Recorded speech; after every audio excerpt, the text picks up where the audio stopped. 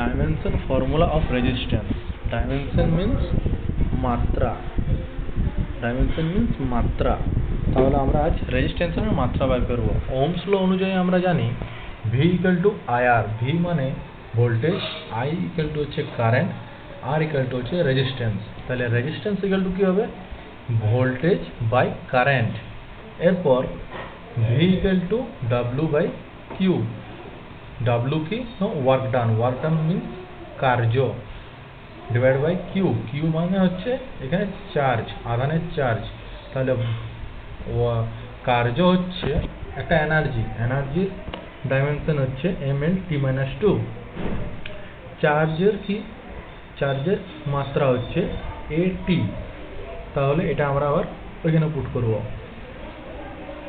Resistance equal to volt by current. তাহলে volt সমান কি পেয়েছি? mL/t-3A-1, সেটা পুট করব। আর আই এর হচ্ছে অ্যাম্পিয়ার, অ্যাম্পিয়ার মানে এ। তাহলে এ, আর নিচের এটা উপরে চলে যাবে, তাহলে ওইখানে মাইনাস এ, আর এর আই এর মাইনাস এ, তাহলে মাইনাস এ মাইনাস এ -2। তাহলে আমার রেজিস্ট্যান্স ইকুয়াল টু হয়ে যাবে mL/t-3A-2।